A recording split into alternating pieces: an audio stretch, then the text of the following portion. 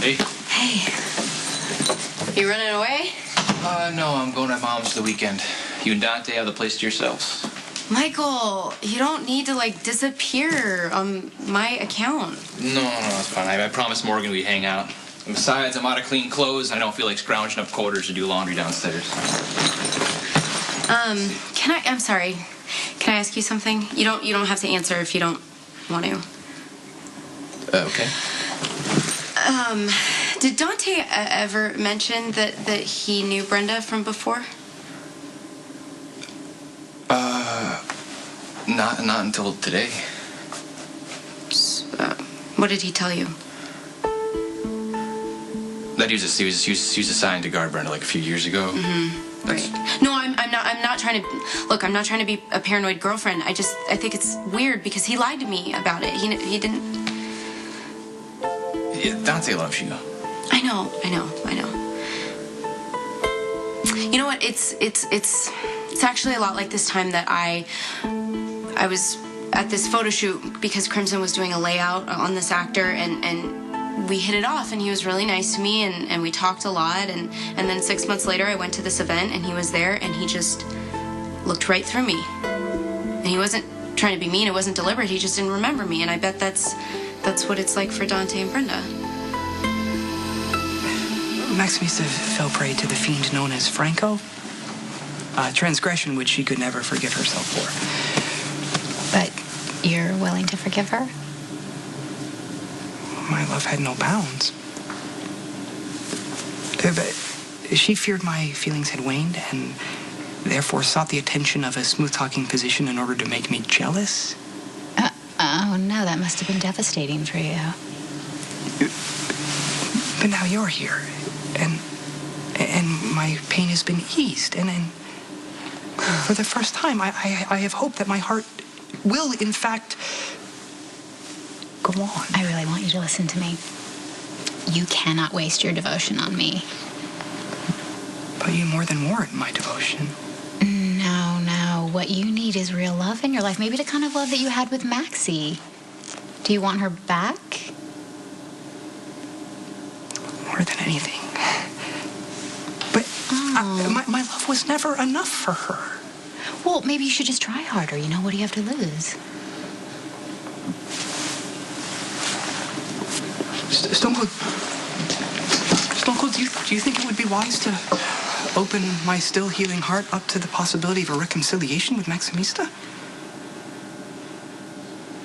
I can't tell you what to do, Spinelli. What do you mean you can't tell him what to do? I hear you telling him what to do all the time. So give him some good advice. Tell him what to do. The party was pretty much over, and I remember Elizabeth asking Jake and Cam if they had fun, even though it was a girl party. They seemed kind of disappointed they didn't get to help Emma blow out her candles.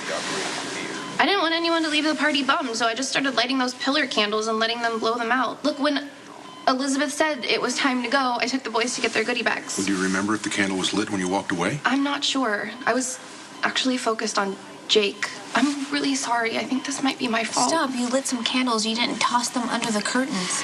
But it doesn't mean that Lisa did either. Patrick's right. I mean, Cameron could have bumped into the table, knocked the candle over. But he didn't do that. How can you be sure? Because I would have noticed that. Robin, you were pretty busy, taking care of Emma, getting ready for bed. I mean, can you honestly say you were checking all the candles?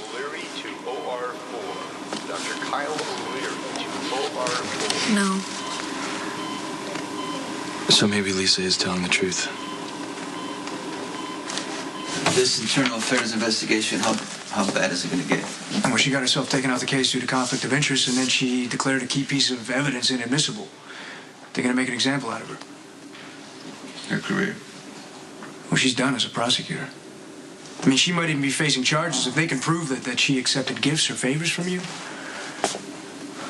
This whole thing with Claire started out as just a challenge. We agreed that we were going to stop playing games and we were going to get real, but we were both consenting adults. She could deal with the fallout. I had no idea it was going to end like this for her.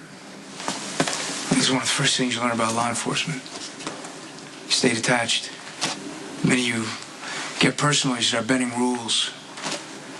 It seems like a good idea at the time that, you're going to face the consequences later on.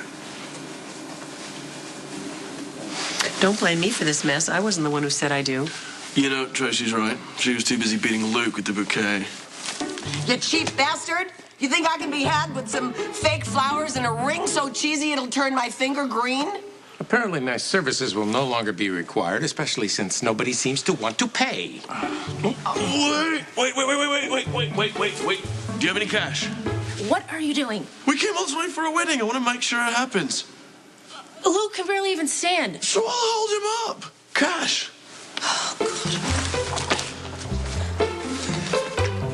All I have are these casino chips. Casino chips. Spends like cash. Wait. Now, where were we? Forget it. I wouldn't marry him if he was the last man on earth. I hope you and Mrs. Scotch are really happy. Well, me and Mrs. Scott would be a lot happier if you would join us and make the evening a success. Come on, Tracy. All you gotta do is say you love each other and this misery can end for everybody. You are so drunk. I am drunk with love. Well, it sounds like we're ready. Okay. We are gathered here together to join this man. Can we just cut to the chase? I don't know how much longer I can hold him up. Okay. Do you... Hey, Maya, you got... You got her. Maya, take this man... Ethan, to have and to hold as long as you both shall live. Just go through. Do you know what she said? I do. Excellent. And do you? Hey, have you got a hold of him? Oh, yeah, I do. I now pronounce you man and wife. All right.